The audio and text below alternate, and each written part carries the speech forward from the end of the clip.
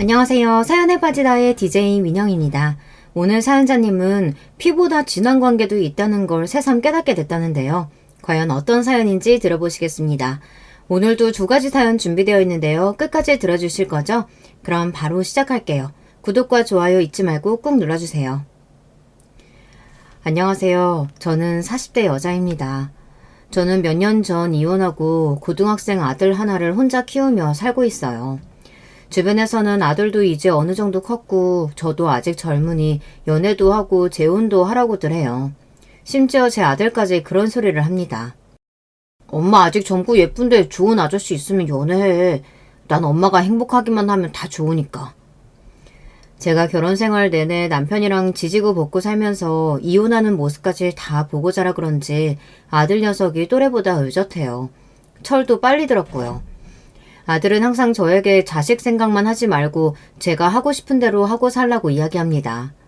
그럴 때면 저는 오히려 아들에게 미안해요. 제가 남편이랑 살면서 너무 못 볼 거를 많이 보여서 애가 일찍 철이 들었나 싶어서요. 아휴, 남자랑 한번 살아봤으면 됐지. 연애니 뭐니 그 피곤한 걸 뭐하러 또 해. 엄마는 우리 아들 크는 거 보면서 사는 게 제일 좋아. 저는 무엇보다 진심이었습니다. 남자라면 질리고 질려서 전혀 생각이 없었어요. 더군다나 지금 제 사정에 연애나 하고 있을 여유가 없었습니다. 결혼하고 아들 낳고 사는 동안 남편이 벌어다주는 돈 가지고 살림만 하며 살다가 이혼하고 아들 키우며 먹고 살려고 하니 사는 게 녹록지 않았어요. 나이 먹고 다시 직장 생활을 새로 시작한다는 게 생각처럼 쉽지 않더라고요. 다들 요즘 세상에 이혼은 흠도 아니라고들 말은 하지만 이혼녀로 몇 년 살아보니 아직 세상이 그렇게 많이 변하지는 않았더군요. 제가 이혼하고 나서 새로 직장을 구하려고 하니 저를 뽑아주는 곳이 없었어요. 예상하지 못했던 일은 아닙니다. 결혼 전에 직장을 다니긴 했지만 애를 키우느라 10년이나 일을 안 한 저를 누가 뽑아주겠어요. 심지어 어떤 회사에 지원해야 할지 가늠도 안 되더라고요. 저는 당장 먹고 살 길이 막막하다 보니 하루라도 빨리 직장을 구하기 위해 고군분투했습니다. 무슨 일이든 간에 주부사원 환영이라는 공고만 보면 바로 지원했어요. 급한 마음에 되는 대로 면접을 보러 다녔더니 몇 번 실수도 했습니다. 한 번은 그런 적도 있었어요. 면접 볼 때 분명 콜센터라고 해서 전화만 받으면 되는 일인 줄 알고 출근했는데 알고 보니 하루 종일 전화를 여기저기 돌려서 영업까지 해야 하는 일이더라고요. 거기다가 실적을 못 채우면 월급도 제대로 안 나왔어요. 저는 너무 억울해서 저를 뽑은 팀장이라는 사람한테 찾아가 따졌습니다. 팀장님이 처음 면접 볼 때 분명히 영업하는 일 아니고 전화 응대만 하면 되는 거라고 하셨잖아요. 준영 씨가 직장 생활을 안 해봐서 잘 모르나 본데 회사에는 엄연히 규칙이라는 게 있어요. 기본적인 영업 일을 잘해야 더 나은 자리로 갈 수도 있는 거죠. 어떤 회사가 신입한테 그런 중요한 일을 시켜요? 개소리도 그런 개소리가 없었습니다. 말만 팀장이지 저보다 나이도 어린 게 제가 몇 년 집에서 애만 키웠다고 세상 돌아가는 것도 모르는 줄 아는지 사람을 무시하더라고요. 야, 너 내 이력서 대충 봤니? 내가 이대 나와서 우리나라에서 알아주는 광고회사에도 다녔던 사람이야. 직장생활 안 해보긴 뭘 안 해봐. 저도 웬만하면 좋게 좋게 이야기하고 처음 계약했던 금액 중 못 받은 돈만 받고 그만둘 생각이었습니다. 그런데 이 어린 놈의 새끼가 사람을 물로 보더군요. 평소에도 반말 툭툭 하면서 기분 나쁘게 하더니만 마지막까지 재수없게 구니 순간 저도 모르게 이성을 잃어버렸어요. 저는 팀장에게 소리를 지르며 금방이라도 달려들 듯 눈을 부라렸어요. 그러자 팀장도 당황해서 어쩔 줄 몰라 하더군요. 지금 나한테 반말한 거예요? 와, 이 아줌마가 이렇게 몰상식하게 구니까 남편한테 이혼이다 나가지. 뭐? 너 말 다 했어? 사기는 네가 쳐놓고 누구더러 몰상식하대. 그리고 네가 나 이혼당하는 거 봤어? 봤냐고! 주변에 있던 사람들이 달려와 저와 팀장을 말리지 않았다면 저는 그 자리에서 팀장 머리채를 잡았을지도 몰라요. 그 정도로 제 이성의 끈이 끊어지고 말았습니다. 저는 그날 바로 그 사기꾼 회사를 그만두고 나왔어요. 사실 잘린 거나 마찬가지이지만 저도 더 다닐 생각이 없었습니다. 여기서 끝이 아니에요. 다음으로 들어간 회사는 가구 영업과 판매를 하는 회사였어요.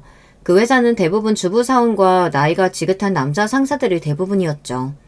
아무래도 같이 일하는 직원들이 대부분 아이를 키우는 주부이다 보니 이야기를 하다 보면 자연스레 애들 이야기나 남편 이야기를 하게 됐어요. 전 회사에서 이혼했네 어쩌네 그런 소리까지 들었으니 저도 웬만하면 이혼한 이야기를 하고 싶지 않았지만 제 성격상 숨길 수가 없었습니다. 직원들과 가까워지고 나서는 저도 자연스레 이혼했다는 이야기를 했어요. 사실 제가 이혼한 게 제 흠도 아니고 잘못도 아닌데 괜히 숨기는 게 더 이상하다고 생각했거든요. 새로 옮긴 직장에서 만난 사람들은 대부분 또래의 주부들이다 보니 그래도 제 상황에 공감도 해주고 위로도 해줬어요. 제 앞에서만 하는 소리인진 몰라도 그래도 다들 제게 고생했다고 말해주었습니다. 말이라도 제게 고생했다고 말해주는 사람은 이혼하고 처음이라 위로가 되긴 하더라고요. 사실 이혼하고 나서 사람들이 왜 이혼했냐고 묻는 게 싫어서 친구도 주변 사람들도 아무도 안 만났어요. 새로 옮긴 직장 사람들하고는 그래도 잘 맞는 것 같아 오래 다녀보려고 했습니다. 그런데 사람 일이라는 게 제 뜻대로 되지 않더군요.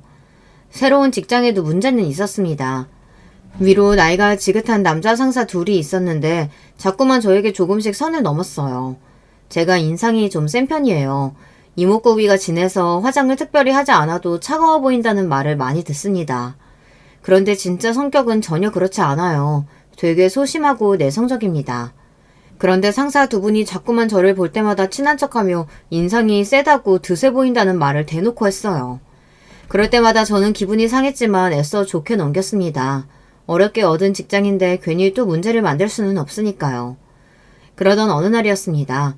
연말이라고 회식을 하는데 그 거슬리는 상사 중 한 명이 제 외모를 가지고 또 이야기를 시작하더라고요. 순영 씨는 겉으로 보는 거랑 다르게 말수도 별로 없고 조용조용한 것 같아. 이렇게 순중한 사람이 웬만하면 좀 참고 살지 이혼을 왜 했대? 에이, 순영 씨 눈매를 봐요. 어디 참고 살게 생겼어요? 지금이야 남편도 없이 아들 혼자 키우면서 먹고 살려면 직장에서는 당연히 순종하게 굴어야죠. 다들 술이 과해서 그냥 하는 소리라는 건 알지만 저는 얼마나 상처받았는지 몰라요. 제 외모를 가지고 마음대로 떠드는 것도 기분이 나빴는데 이혼을 한 거 가지고 참고 사네 마네 하는 소리는 듣기 싫었습니다. 저 겉보기랑 성격은 전혀 달라요. 누구한테 싫은 소리도 할 줄 모르고요. 저도 이제 철이 좀 들었는지 마음 같아서는 상사고 뭐고 테이블을 다 뒤집어버리고 싶었지만 애써 웃으며 농담으로 말을 돌렸습니다. 그러자 옆에 있던 다른 직원이 아무래도 그런 제가 걱정됐는지 나서서 제 편을 들어줬어요. 부장님들, 여자 직원 외모 가지고 순해 보이네 어쩌네 농담하면 안 되는 거 모르세요? 에이, 우리는 순영 씨가 이렇게 젊고 팽팽한데 남편도 없이 혼자 사는 게 안타까워서 하는 소리지. 순영 씨, 내가 남자 하나 소개해줄까? 내 친구인데 장가 안 간 아들이 하나 있긴 한데 강남에 딴도 있고 돈도 잘 벌어.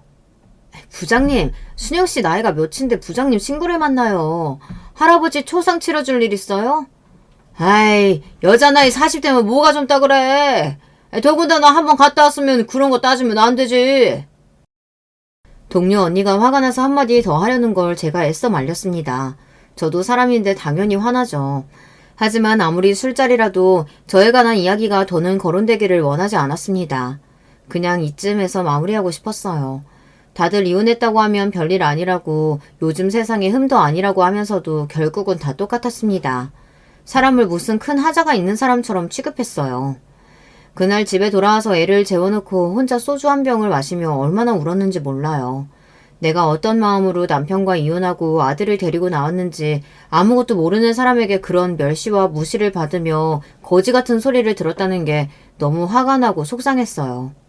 결혼 전까지만 해도 저는 집안의 자랑이었습니다. 중고등학교 때는 반에서 1등도 심심찮게 하고 친구들 사이에서도 인기가 좋아서 반장, 부반장도 매년 했어요. 평생 부모님 속이라고는 썩여본 적 없는 착한 딸이었습니다. 그랬던 제가 이런 취급이나 당하며 사는 걸 보면 부모님이 얼마나 속상해 하실까 싶어 더 서러웠습니다. 그리고 전 남편이 죽일 듯 원망스러웠어요. 이혼하고 나서도 전 남편만 생각하면 이가 부득부득 갈리고 미웠지만 아들을 생각해서라도 애써 전 남편에 대한 기억은 잊고 살려고 노력했습니다. 그런데 이혼과 동시에 이런 일들이 자꾸만 생기니 남편에 대한 원망을 지울 수가 없더군요. 남편은 제가 다니던 직장 상사의 소개로 만났어요. 당시에 저는 대학을 졸업하고 이제 갓 사회생활을 시작한 새내기였습니다. 남편은 아버지께서 하시는 회사에서 일을 배우고 있다고 했죠. 남편의 첫인상은 서글서글 좋아 보였어요.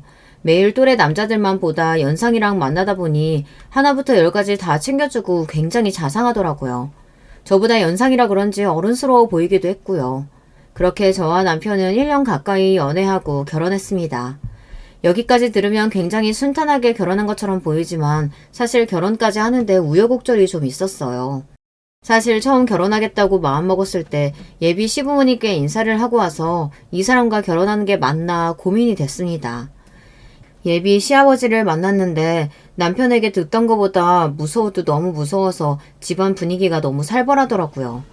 시아버지께서 작은 단축 공장으로 시작한 사업이 커져 동남아시아 쪽에 공장까지 있을 정도로 크게 의류 사업을 하시는데 자수성가하신 분이라 그런지 사업에 대한 열정이 대단하셨습니다. 남편은 장남이에요. 아래로 남동생이 둘 있습니다. 형제 셋 모두 시아버지 회사에서 일하는데 시아버지께서 아들들에게 굉장히 엄하게 하시나 보더라고요. 아직 회사를 물려줄 후계자를 정하지 않으셨다면서 아들 셋을 경쟁시키셨어요. 당신의 반이라도 따라오는 자식에게 회사를 물려주겠다고 어릴 적부터 입이 마르게 이야기하셨대요. 그러다 보니 남편은 시아버지 눈치를 엄청 봤어요. 저랑 연애할 때 데이트를 하다가도 시아버지께서 회사로 소집하면 곧장 회사로 달려가고는 했습니다. 연애할 때부터 남편이 시아버지라면 벌벌 떠는 모습을 봐서 그런지 저는 처음 인사드리러 갈 때부터 굉장히 겁이 났어요. 남편을 위해서라도 제가 시아버지에게 이쁨을 받으면 좋으니까요. 남편도 인사 가기 전에 저에게 귀에 딱지가 앉을 정도로 이야기했습니다. 우리 아버지는 다른 보통 아버지하고는 달라. 자식도 능력에 따라 비교하고 마음에 안 들면 바로 내친다니까. 자기가 좀 힘들어도 비유 잘 맞춰줘야 돼. 그래야 우리 둘 다 사는 거야. 남편은 저에게 항상 인생의 동반자라고 했습니다. 본인이 잘 돼야 제 인생도 편해지는 거라고요. 그때까지만 해도 저는 아무리 시아버지가 엄하다고 해도 당신이 낳은 자식인데 그렇게 매몰차게 하실까 싶었어요. 그런데 막상 시아버지를 직접 만나고 나니 제가 잘못 생각해도 한참을 잘못 생각했다는 걸 알겠더군요. 시아버지는 아버지가 아니라 직장 상사 같은 느낌이었어요. 제가 처음 인사드리러 갔을 때도 며느리로서 인사하러 간 게 아니라 마치 회사 면접을 보러 간 자리 같았습니다. 이대 나와서 삼성 광고회사 다니고 있다고? 광고 쪽으로는 나보다 전문가일 테니 우리 회사 마케팅에 대해 어떻게 생각하는지 한번 이야기해보게. 사실 이름만 들어봤지 남편의 회사가 정확하게 뭘 하는 회사인지도 잘 모르는 상태로 갔는데 시아버지께서 갑자기 면접 시험 같은 질문을 하시니 저도 당황했습니다. 저는 질문도 질문이었지만 시아버지의 날카로운 눈빛에 바짝 얼어서 한마디도 하지 못했습니다. 그러자 순식간에 시아버지의 표정은 차갑게 식어버렸어요. 학벌도 좋고 직장도 탄탄하다고 하도 자랑하길래 기대했더니만 이대 나와도 별거 없구만. 자고로 집안에는 여자가 잘 들어와야 하는 건데. 에이.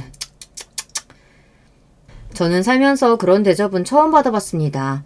시아버지는 저를 바로 앞에다가 두고 별거 없다며 혀를 끌끌 차셨어요. 저는 지금까지 살면서 평생을 모범생으로 살았기 때문에 어른들에게 이쁨 받는 거야 일도 아니었습니다. 어른들에게 싫은 소리 한 번 들은 적 없이 자랐어요. 시아버지에게는 그런 저도 바짝 얼게 하는 카리스마가 있었습니다. 무슨 말만 하면 사람을 뚫어지게 쳐다보시는데 눈을 못 맞추겠더라고요.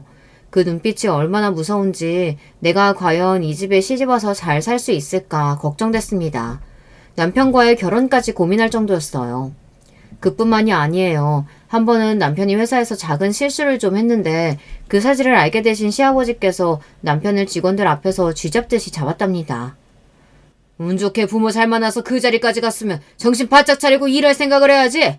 아직도 그딴 실수를 해? 회사도 하나 간수 못하면서 장가는 무슨 장가야. 너 이딴 식으로 하면 장가고 뭐고 얄짤 없을 줄 알아. 시아버지께서 무슨 소리라도 꿋꿋이 참던 남편도 그날은 견디기 힘들었는지 술까지 먹고 속상해서 저에게 전화가 왔더라고요. 세상에 무슨 아버지라는 사람이 사람들 다 있는 앞에서 아들을 그렇게 무시하고 막대할 수가 있어. 나도 조금 있으면 40인데 정말 너무하다니까. 도대체 어떻게 해야 아버지가 나를 인정해 주실지 정말 모르겠다. 남편은 화도 냈다가 속상해도 했다가 많이 힘들어했어요. 남편이 힘들어하는 모습을 보고 있자니 저는 너무 짠해서 눈물이 다 났습니다.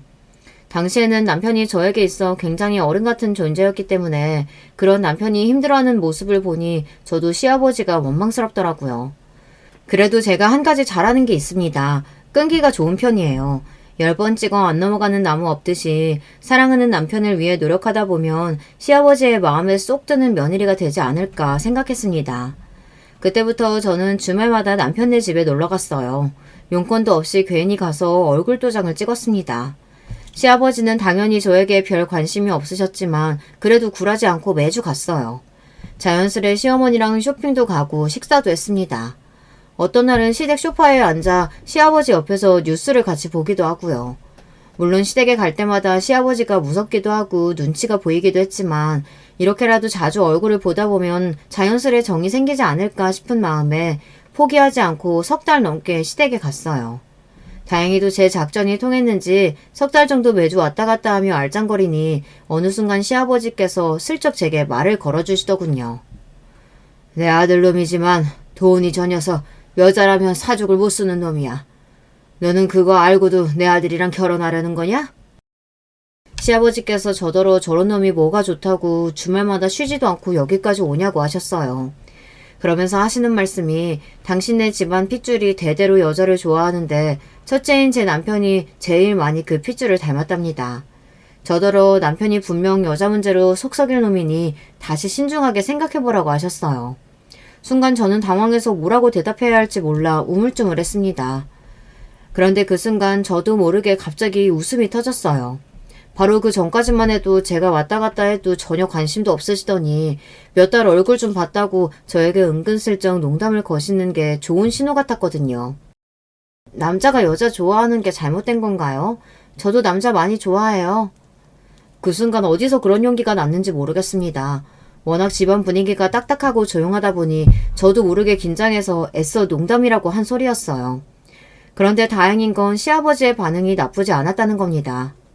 아이씨고 천생연분이 따로 없구만.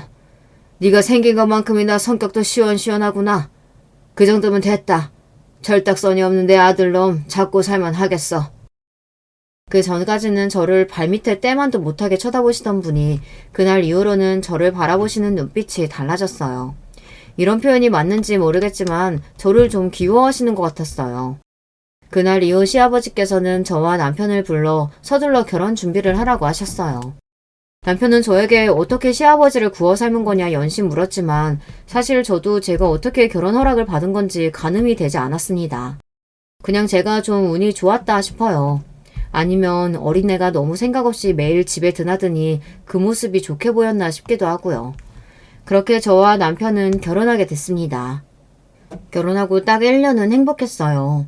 그때까지만 해도 남편은 유쾌하고 좋은 사람이었거든요. 저한테도 잘하고 친정 부모님께도 자상하게 잘했습니다. 그런데 결혼한 지 1년 정도 됐을 때부터 남편이 뭔가 이상하게 굴었어요. 왜 여자의 촉이라는 게 있잖아요. 결혼 전에는 회사밖에 모르던 사람이 툭하면 친구들을 만난다면서 늦게 들어오기 시작하더라고요. 도대체 친구들하고 뭘 하고 다니는지 술도 안 먹으면서 늦게 들어왔어요. 당시에 저도 아들을 임신해서 일을 그만둔 상태라 매일 혼자 집에 있었어요. 그러다 보니 남편이 퇴근하고 들어오기만을 기다리고 있었어요. 너무 외로워서요. 나 보고 싶은 영화 있는데 이번 주 주말에 같이 보러 갈래? 이제 아기 나오면 둘이 데이트도 많이 못할 텐데 애 나오기 전에 미리 데이트 많이 해둬야지. 내가 말 안 했나? 나 이번 주에 회사 후배들하고 골프 약속 있어. 남편은 지난주에도 지지난주에도 주말마다 친구들을 만나러 갔습니다. 저는 매일 임신한 몸으로 집에서 혼자 집안일만 하고 있는데 남편은 한 달에 한 번도 저와 함께 시간을 가져주지 않는다는 게 너무 서운했어요. 당신은 매일 집에만 있는 내가 안쓰럽지도 않아? 임신해서 몸도 무겁고 간신히 이제 입도 끝나서 당신이랑 시간 좀 보내려고 하는 건데 어쩜 당신은 나한테 이렇게 관심이 없어? 남편에게 서운한 게 많았지만 나름 참았습니다. 언제나 자식들에게 엄한 시아버지 밑에서 회사 생활을 한다는 게 쉽지 않을 것 같아 웬만하면 집에서는 잔소리를 안 하려고 했는데 제가 너무 외롭고 힘들다 보니 저도 모르게 서운한 마음이 튀어나오더라고요. 여보, 내가 결혼 전에 분명히 말했잖아. 우리 아버지 사업 온전히 내가 다 물려받으려면 회사 직원들의 신임을 받아야 한다고. 이게 다 우리 미래를 위해서 하는 일이니까 당신이 이해해줘야 돼.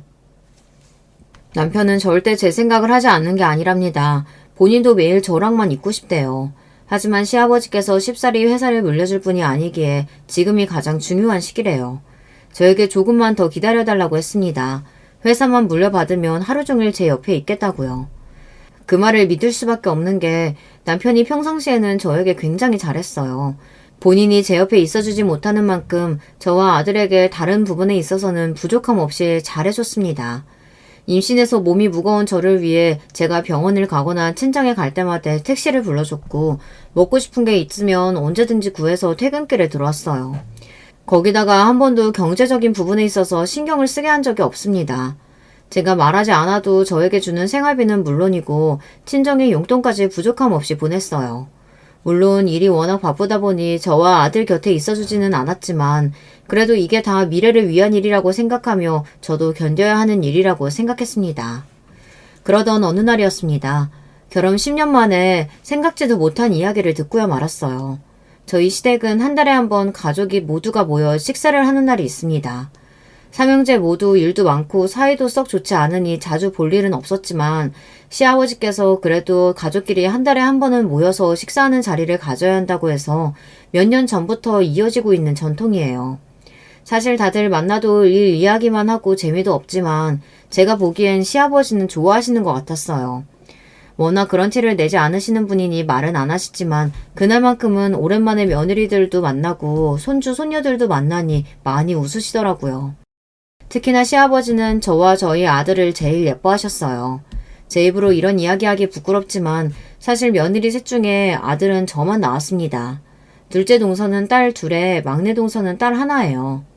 물론 요즘 세상에 딸이고 아들이고 중요하지 않지만 저희 시아버지에게는 중요한 일입니다. 머릿속에 온통 회사 생각밖에 없으신 분이다 보니 이 회사를 대대손손 물려주고 싶어 하시거든요. 동서들 앞이라 대놓고 말씀은 안 하시지만 은연중에 티를 내세요. 우리 큰손주 귀 좀 봐라. 역시 큰일 날 놈이라 그런지 나를 닮아 아주 부처님기가 따로 없다. 우리 애들도 아버님 닮아서 귀가 얼마나 큰데요. 보세요. 요즘은 남자애들보다 여자애들이 머리도 좋고 씩씩하다니까요. 막내 동서야 나이도 어리고 애도 어려서 가족들끼리 모였을 때 잘 끼어들지 못했지만 둘째 동서는 달랐어요. 결혼도 저와 비슷한 시기에 했고 애들도 우리 아들이랑 또래다 보니 은근슬쩍 저와 우리 아들을 견제했어요. 시아버지의 눈에 들려고 애교도 피우고 여우짓도 했지만 시아버지 같은 분에게 그런 여우짓이 통할 리가 없었죠. 그래, 우리 집 귀한 소녀들은 머리도 좋고 씩씩하니까 곱게 자라서 좋은 집에 시집 가야지. 이 할아비가 좋은 혼처 알아봐 줄 테니 걱정하지 마라. 이제 초등학교에 다니는 애들 혼처까지 이야기하며 시아버지는 말을 돌렸습니다. 시아버지께서는 손녀보다는 손주에게 사업을 물려주는 게 옳은 일이라고 생각하세요. 저는 진작 시아버지의 생각을 알고 있었던 게 제가 결혼하고 아들을 낳았을 때 시아버지가 얼마나 좋아하시는지 저에게 고급 세단을 선물해 주셨어요. 내가 너 처음 봤을 때부터 마음에 들었다. 역시 예쁜 며느리가 예쁜 짓만 하는구나. 아들 하나 낳은 김에 둘째도 하나 더 낳아.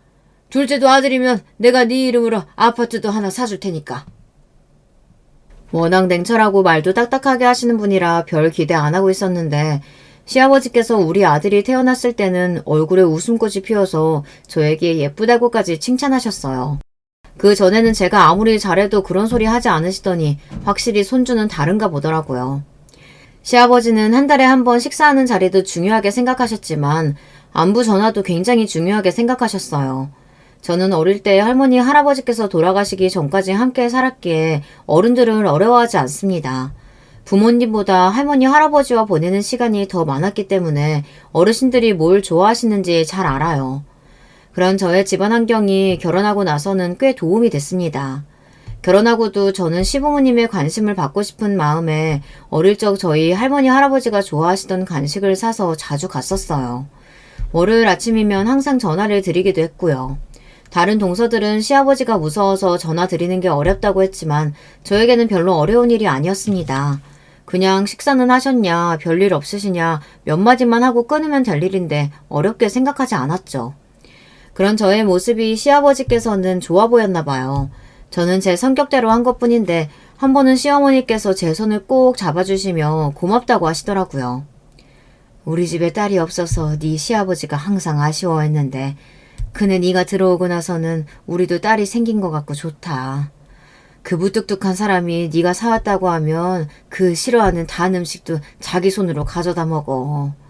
말은 안 해도 월요일 아침마다 너한테 전화 안 오나 은근 기다린다니까. 나도 몇십 년 같이 살면서 처음 보는 모습이라 너무 신기해. 우리 큰며느리 없었으면 적적해서 어쩔 뻔했나 싶다. 고맙다 아가야. 시어머니는 평생 까칠한 시아버지 뒷바라지만 하시며 사셔서 그런지 굉장히 인자하고 보살 같으세요. 그런 분이 하시는 말씀이니 처음엔 저도 저 기분 좋으라고 하시는 말씀인가 보다 했습니다. 그러던 중 제 결혼 생활에 점차 금이 가기 시작했습니다. 제가 남편과 대판 싸운 적이 있어요. 아무리 일이 바빠도 가정에 일이 생기면 가장 노릇은 해야 하는 거잖아요. 결혼 생활 내내 바쁜 남편과 사는 죄로 아들 키우는 일이며 집안일은 모두 다 제가 챙겼어요. 항상 힘들고 남편이 좀 도와줬으면 좋겠다 생각은 했지만 뻔히 남편의 상황을 알다 보니 조르거나 잔소리하지 않았습니다. 그랬더니 이 남자가 너무 뭘 모르더군요. 그날은 결혼 10주년 기념일이었어요. 10년을 사는 동안 결혼 기념일이라고 뭘 하고 싶다고 말한 적은 한 번도 없었습니다. 그동안 혼자 아들 키우느라 정신이 없어서 사실 결혼 기념일인지도 모르고 넘어간 일이 많았거든요. 저 같은 무던한 성격도 10주년은 좀 다르다고 생각했어요. 지금까지 한 번도 챙기지 않았으니 10주년 정도는 여행을 가거나 뭔가 기념적인 일을 해야 한다고 생각했어요. 우리도 10주년인데 해외여행 좀 다녀오는 거 어때? 엄마가 애 봐줄 테니까 우리끼리 다녀오라고 하시는데. 결혼 초반에는 영화 보고 싶다, 여행 가고 싶다 잘도 이야기했었는데 10년 정도를 항상 바쁜 남편이랑 살다 보니 저도 말하기 민망하더군요. 괜히 친정엄마를 핑계를 대며 여행 이야기를 꺼냈습니다. 그런데 남편의 반응이 평소와 좀 달랐어요. 물론 지난 몇 년 동안 제가 여행은커녕 외식 이야기도 잘 안 꺼냈지만 남편 성격이 워낙 다정한 편이에요. 아들이나 제가 무슨 말을 하면 항상 자상하게 대답하고는 했습니다. 그런데 그날은 회사에서 무슨 일이 있었는지 미간까지 찌푸리며 제게 짜증을 내더군요. 내가 여름에 휴가도 잘 못 가는데 결혼기념일이 대수라고 여행을 갈 수가 있겠어? 아버지 성격 뻔히 하는 사람이 왜 그래? 저도 고민 끝에 어렵게 한 이야기인데 곧바로 저런 반응을 보이니 순간 기분이 팍 상하더군요. 당신 휴가도 못 갈 정도로 바쁜 거 알지? 근데 당신이 바쁜 만큼 나도 지난 10년 동안 정신없이 바쁘게 살았어. 그냥 기념일도 아니고 명색이 결혼 10주년인데 말을 꼭 그렇게 해야 돼? 빈말이라도 좋다고 일정 알아보겠다고 하면 안 돼? 이래서 사람이 참고 살면 안 된다고 하나 봐요. 저 나름대로 10년 동안 쿨한 척하며 참고 있었던 겁니다. 정말 괜찮았던 건 아니에요. 남편 입에서 결혼 기념일이 대수냐는 소리를 하는데 눈물까지 울컥하면서 너무 화가 나더라고요. 당신 말대로 10년을 같이 살았는데 아직도 그런 빈말이기대 해? 나라고 처자식이랑 놀고 싶지 않겠어? 나이 먹을 만큼 먹어서 철없는 마누라처럼 왜 이래? 남편의 냉정한 말에 저는 말문이 턱하고 막히고 말았습니다. 인정하고 싶지 않지만 남편 말이 맞는 것 같았어요. 제가 철이 없기는 없나 봐요. 사실 시아버지께서 싫어하시는 게 한 가지 있습니다. 자식이고 며느리고 해외여행 다니는 걸 무지하게 싫어하세요. 워낙 평생을 일만 하시면서 악착같이 사셨던 분이라 휴가 가는 것도 여행을 가는 것도 이해를 못 하세요. 그런 분이다 보니 멀쩡한 우리나라 두고 비싼 비행기 타고 외국으로 가는 걸 허세고 사치라고 생각하셨습니다. 그러다 보니 결혼하고 지금까지 10년 동안 한 번도 해외에 나가지 못했어요. 동서들도 마찬가지입니다. 사실 저는 여행을 굉장히 좋아해요.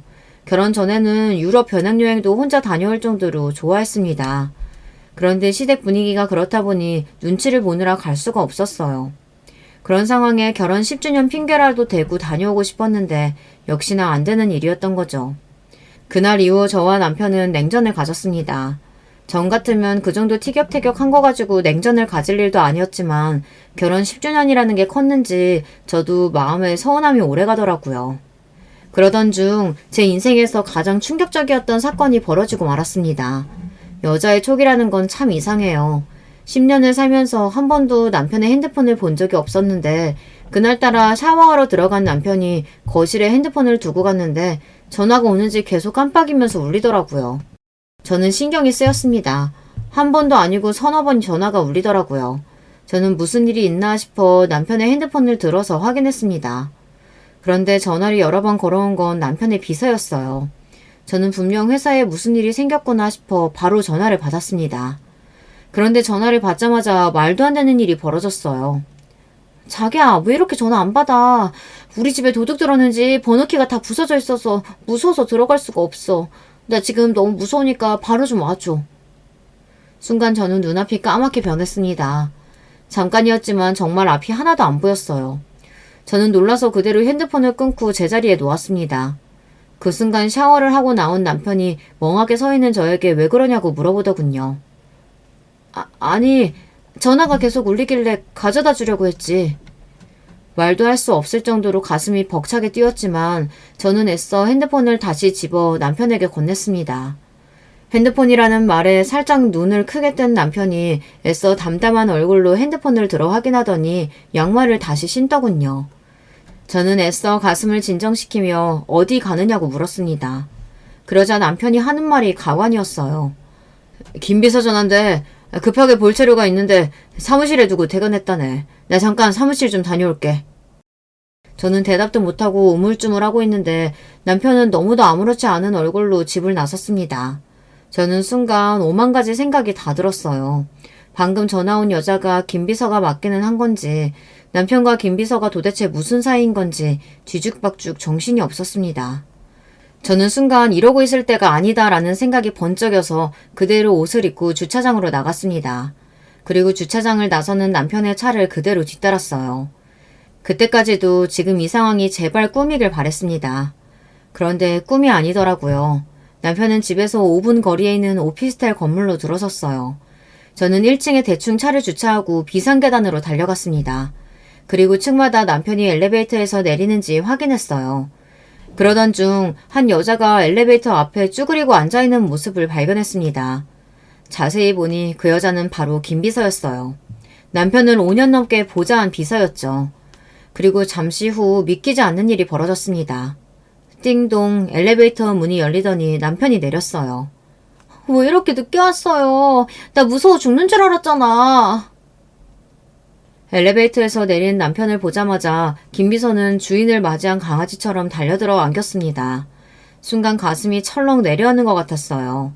너무도 놀라 저는 손에 들고 있던 차키와 핸드폰을 그대로 바닥에 떨어뜨리고 말았습니다. 그 소리에 고개를 돌린 남편과 김 비서년이 저를 발견했어요. 남편의 눈동자가 금방이라도 굴러떨어질 것처럼 동그래지며 입술 사이에서 여보라고 중얼거렸어요. 그 순간 저는 정신이 번쩍였습니다. 그리고 몸을 저절로 움직였어요.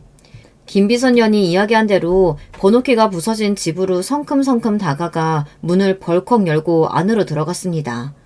그리고 저는 눈앞이 펼쳐진 모습에 경악을 금치 못했어요.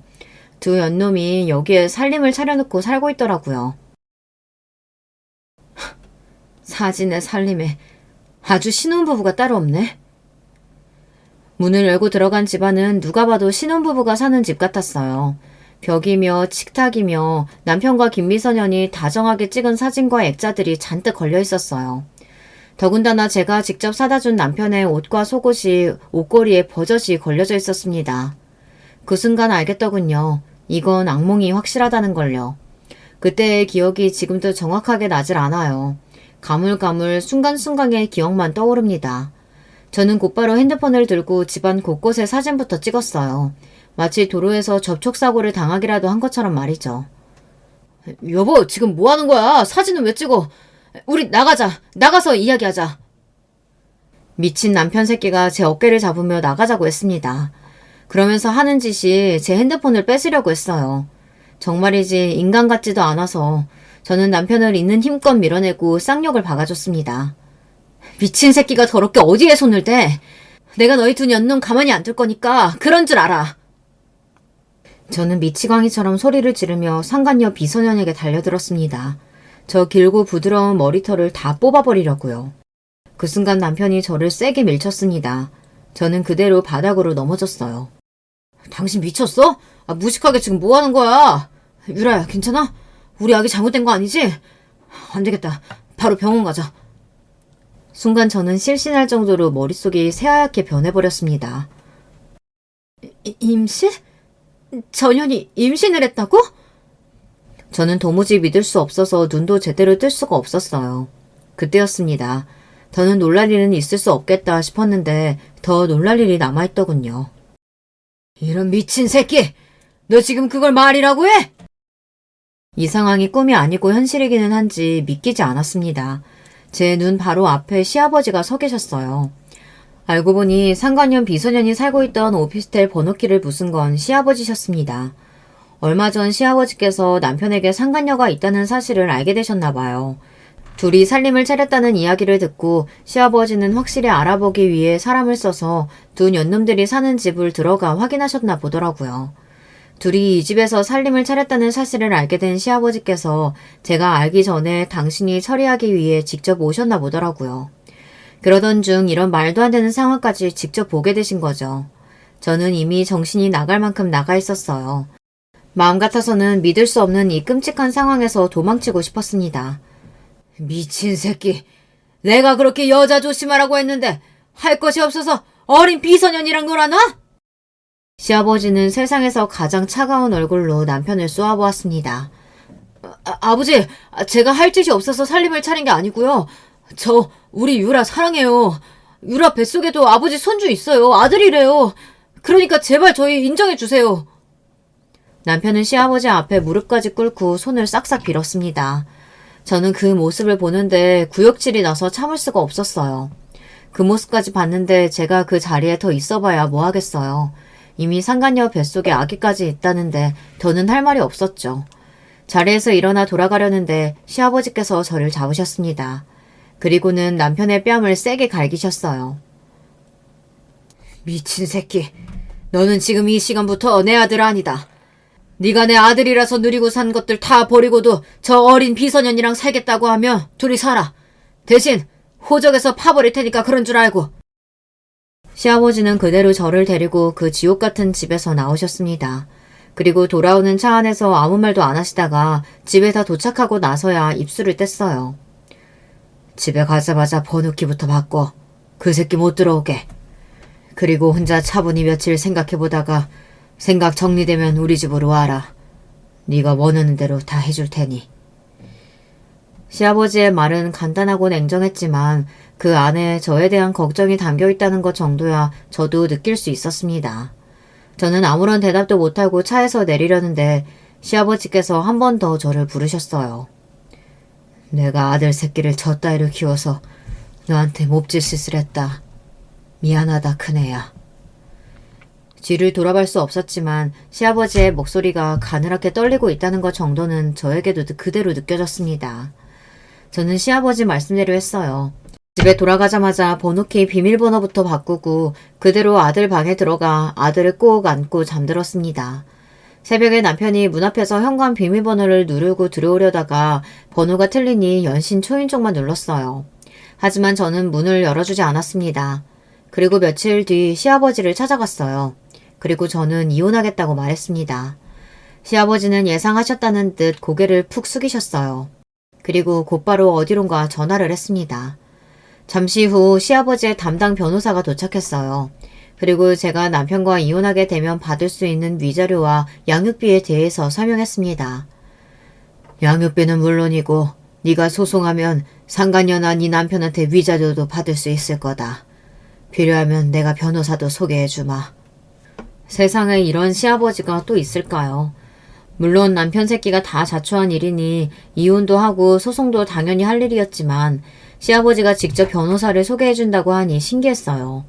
이미 남편과 헤어지는 마당에 시아버지와 제 사이도 이제 남남이 되는 거지만 저는 끝까지 시아버지가 좋았어요. 시아버지와 이제 더는 가족이 아니라는 사실이 마음 아팠습니다. 네가 한 가지 알아둘 게 있다. 그 자식 호적에서 파버리고 내가 준 건 다 빼앗아 올 생각이라 소송해도 네가 받을 만한 게 거의 없을 거다. 그래서 내가 생각을 해봤는데 너랑 내 손주 위해서 지금 살고 있는 아파트랑 양육비는 내가 주고 싶은데 그렇게 해도 되겠냐? 그 순간 저도 왜 그랬는지 모르겠는데 눈물이 왈칵해서 눈물이 펑펑 쏟아지고 말았습니다. 그 냉정하고 당당하신 시아버지께서 자꾸만 제 눈치를 보며 미안하다고 하시는데 가슴이 너무 아프더라고요. 저도 이혼하면 아들하고 둘이 살아야 하니 집은 받을게요. 그런데 양육비는 아버님께 받을 수 없어요. 그건 그 인간 돈이 아니라 아버님 돈이잖아요. 저도 제 아들 하나 정도는 키울 수 있으니까 걱정하지 마세요. 지금 같으면 자존심이고 뭐고 시아버지께서 해주시겠다는 대로 다 했겠지만 그때는 남편에 대한 배신감과 원망으로 휩싸여 있을 때라 시아버지께는 집만 받고 양육비는 남편에게 받겠다고 했어요. 시아버지는 끝까지 그럴 필요 없다고 하셨지만 제가 우겼습니다.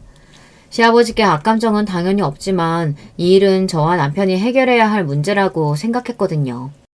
그로부터 얼마 뒤 저와 남편은 이혼했습니다. 남편은 그런 짓을 해놓고도 아들에 대한 양육권을 갖겠다고 자꾸만 저를 찾아왔어요.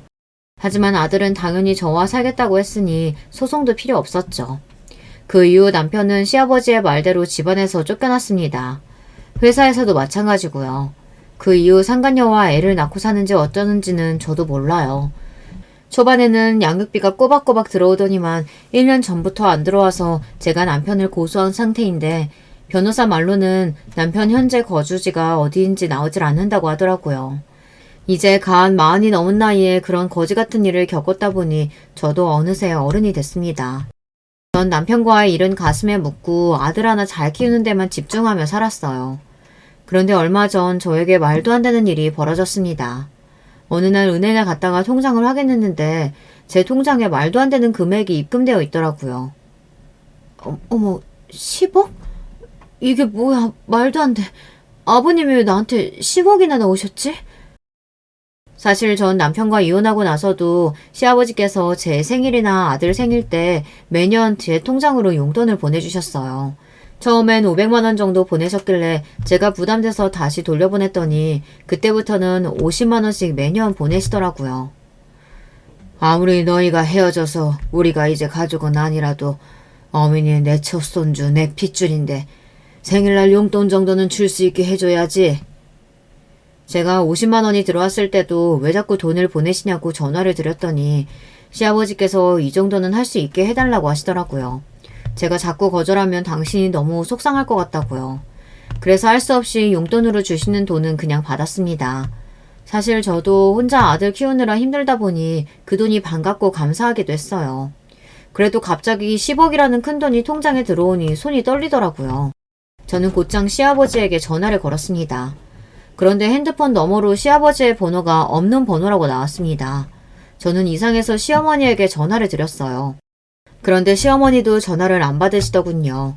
저는 이대로 있으면 안 될 것 같아 통장을 들고 곧장 시댁에 찾아갔습니다. 돈을 돌려드리려고요. 그런데 시댁에 도착한 저는 충격적인 이야기를 듣고야 말았습니다. 알고 보니 시아버지께서 한 달 전에 돌아가셨대요. 저는 너무 놀라서 그 자리에 주저앉고 말았습니다. 너 이혼하고 나서 그 양반 췌장암 판정 받았어.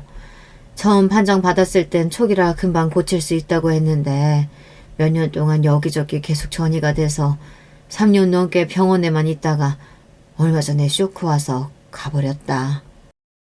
저는 시어머니의 이야기에 너무 놀라서 말을 이을 수가 없었습니다. 그리고 이렇게 말 한마디 없이 가버린 시아버지가 너무 원망스러웠어요. 매년 생일 때마다 자꾸 용돈을 보내셔서 제가 몇 번이나 연락을 드렸는데 그때마다 저한테 아픈 데도 없고 건강하다고 하셨어요. 근데 췌장암이라니. 그랬습니다.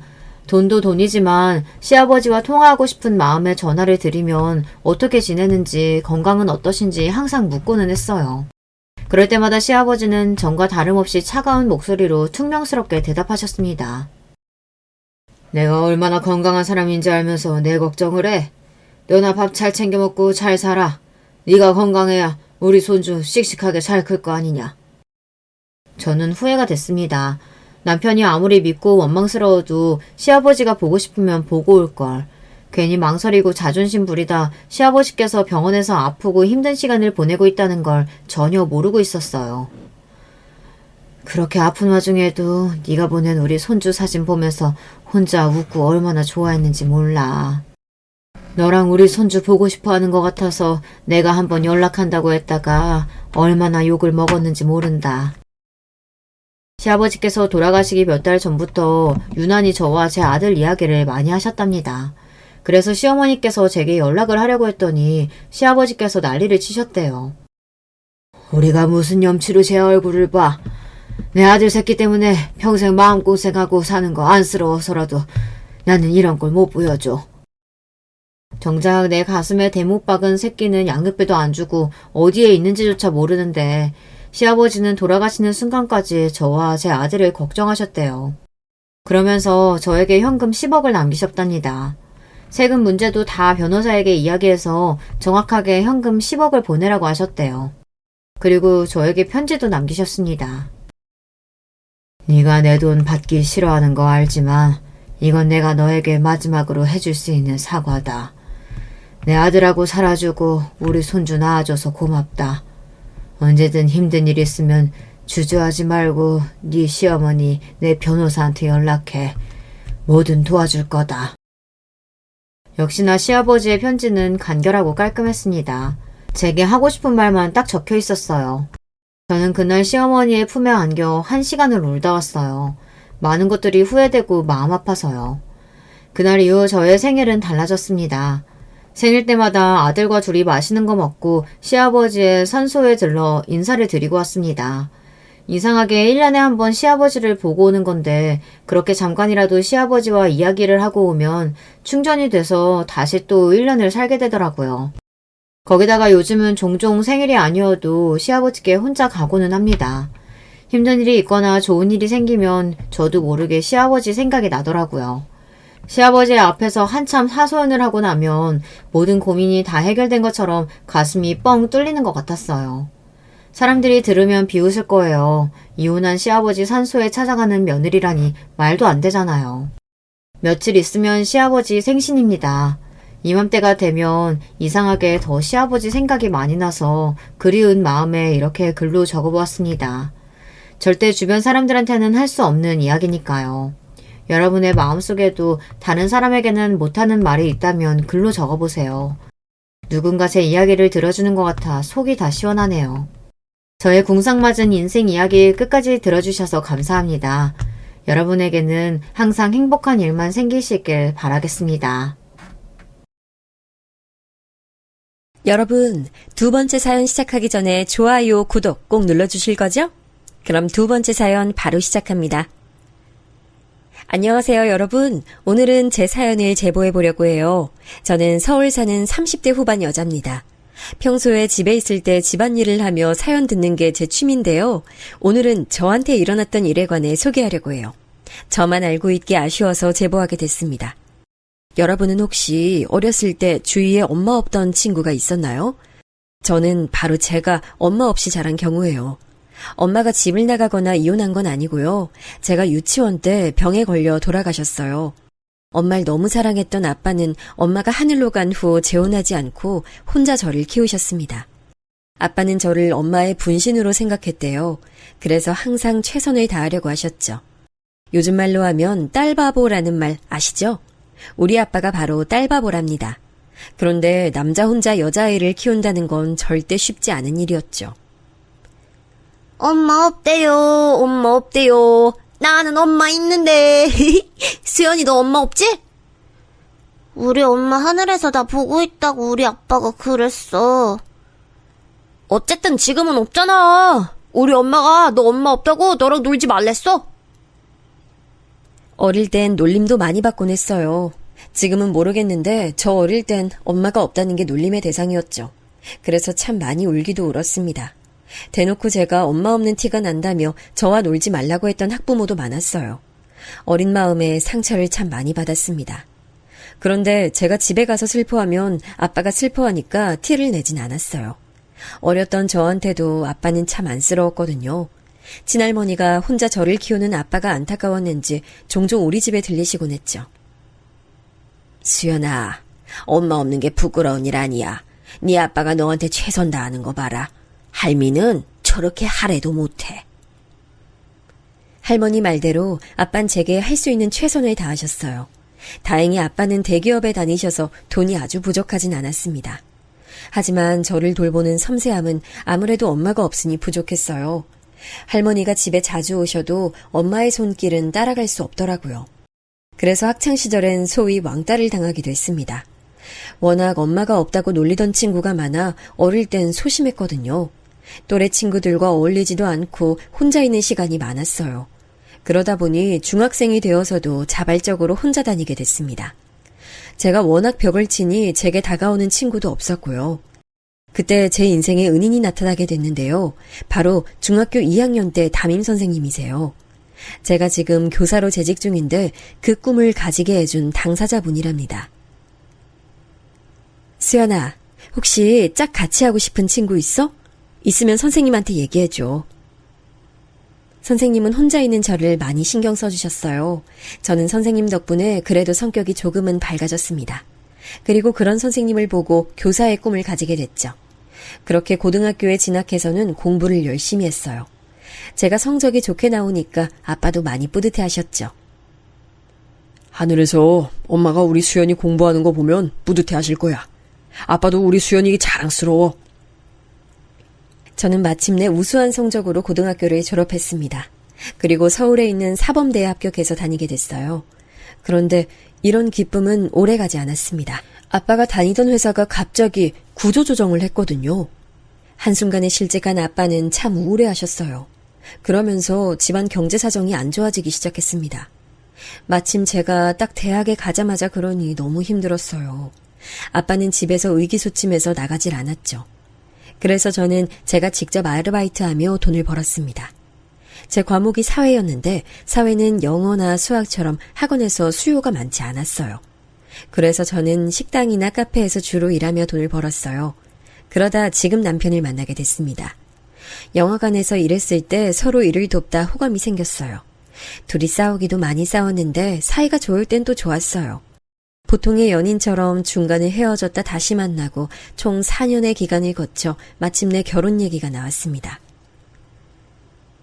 다른 것보다 나 임용 준비할 때 옆에서 그렇게 도와준 걸 보고 마음이 생겼어. 아빠보다 더 열심히 나 챙겨줬잖아. 딸, 그렇게 말하면 아빠 서운하다. 그래도 지금은 아빠도 정신 차리고 일하잖아. 그땐 아빠가 미안했어. 나도 웃자고 말한 거야. 그러니까 너무 안 좋은 시선으로 보지 말고 사위로 받아줘. 아마 엄마도 하늘에서 기뻐하고 있을걸? 내가 널 어떻게 키웠는데 그냥 아쉬워서 그렇지. 아니 사실 난 네가 변호사나 의사를 데려와도 지금처럼 못마땅할걸. 부모 마음이라는 게 원래 그래. 아빠는 남편을 그렇게 마음에 들어하진 않았어요. 저는 교사로 그때 일하고 있었던 반면 남편은 그냥 소기업에 다니고 있었거든요. 전문적으로 일하는 분야도 아니었고 그냥 사무직이었죠. 그런 모습을 보고 아빠는 미래가 불투명하다고 아쉬워하셨어요. 아빠의 마음을 모르던 건 아니었습니다. 하지만 제가 임용 준비할 때 남편이 옆에서 도시락까지 싸주며 응원했거든요. 그 마음이 예쁘고 고마워서 저도 마음을 열게 됐죠. 아빠 말대로 아빠는 혼자 저를 키우셨으니 그냥 형식상 반대하는 마음이 크셨어요. 그리고 저는 시댁에도 인사를 갔습니다. 가기 전에 백화점에 들러 어머님이 좋아할 만한 꽃다발도 샀습니다. 시아버지를 위한 와인도 구입했죠. 남편에게 미리 듣기로 남편은 누나 한 명이 있다고 했어요. 누나가 유별나게 공부를 잘해서 지금 약사로 일하고 있다는 소식도 들었죠. 딱 그 정도의 정보만 가지고 시댁에 인사를 드리러 갔습니다.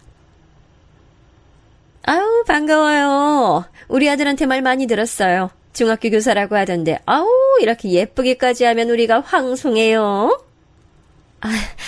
좋게 말해주셔서 감사합니다. 저 임용 준비할 때 지용 씨가 워낙 많은 도움을 줬어요. 지용 씨 없었으면 저도 합격이 어려웠을 거예요. 이게 다 지용 씨 덕분이죠. 어디서 이런 복덩이가 굴러왔어. 예쁜 얼굴처럼 마음씨도 곱고 말도 예쁘게 하네. 예쁘게 봐주셔서 감사합니다. 시부모님은 첫 만남에 저를 아주 마음에 들어 하셨어요. 제가 인사하러 온다고 식탁 위에도 진수성찬을 차리고 기다리셨죠. 그 모습을 보고 안도했던 마음도 시누이를 보자 싹 사라졌습니다. 시누이는 뭐가 그렇게 마음에 들지 않는지 팔짱을 끼고 있었어요. 시부모님은 저를 환대하는데 그것도 싫어하는 눈치였습니다. 팔짱을 끼고 저를 위아래로 훑어봤는데 사람이면 당연히 그 시선을 느끼잖아요. 그래서 저도 괜히 눈치가 보였어요. 선생님? 뭐 공무원이니까 안정적이긴 하네. 그런데 그래도 전문직은 못 이겨. 어머, 얘가 왜 이래? 아이, 그런 말을 왜 해? 아, 네. 저는 제 직업에 대한 자부심이 있어서요. 저도 자부심 있어요. 자부심 없는 사람 없잖아요. 그러면 남의 직업도 존중해 주셔야 하는 거 아닐까요? 아이, 그렇지. 아이, 기분 상했으면 내가 대신 사과하마. 아이, 요즘 딸이 좀 예민해서, 아이, 정말 미안하다. 시부모님이 나서서 말려주시지 않았다면 시누이와 더 갈등이 생겼을 거예요. 그래도 계속 곤란해하시고 시어머니는 집에 갈 때까지 제 눈치를 보셨어요. 그 모습을 보고 조금 마음이 풀리긴 했습니다. 집 가는 길에 신우 얘기를 꺼냈더니 남편은 제게 말했어요. 아, 우리 누나? 아휴, 본인이 우리 집에서 제일 똑똑하거든. 근데 자기가 선생님이라 위기감 느꼈나?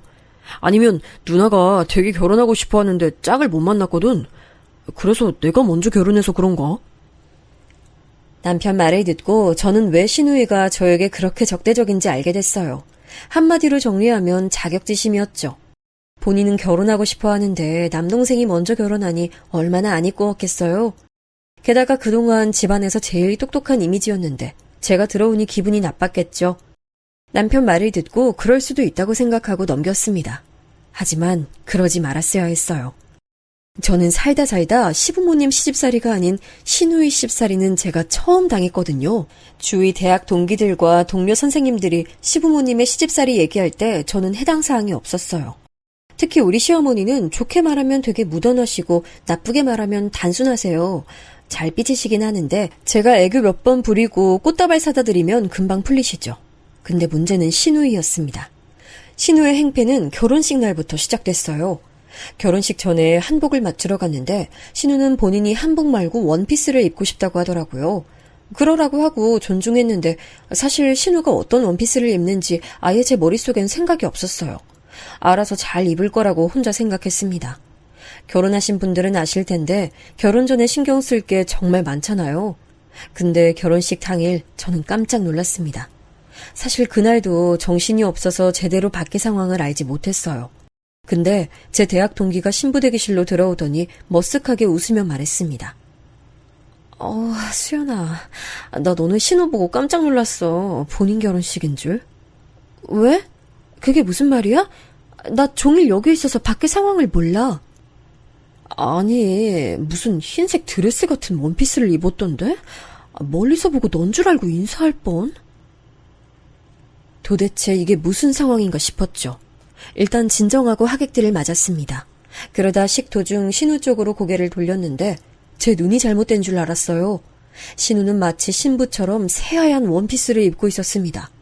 디자인이라도 단정하면 모르겠는데 레이스랑 리본이 달린 아주 화려한 원피스였어요. 그런 원피스를 구하라고 해도 구하기 힘들어 보였습니다. 무슨 정신으로 결혼식이 진행됐는지 모르겠습니다. 마지막 순서로 사진을 찍는데 표정 관리가 도저히 되지 않았어요. 나중에 사진을 봤더니 누가 신부인지 모를 정도로 화려한 원피스였죠. 이걸 말을 해야 하나 말아야 하나 참 고민이 많았습니다. 그러다 그냥 우연이겠지 생각하고 넘겼어요. 굳이 결혼하자마자 잡음이 생기는 것도 싫었고요. 그러다 결혼하고 첫 명절에 저는 남편과 처음으로 다퉜습니다.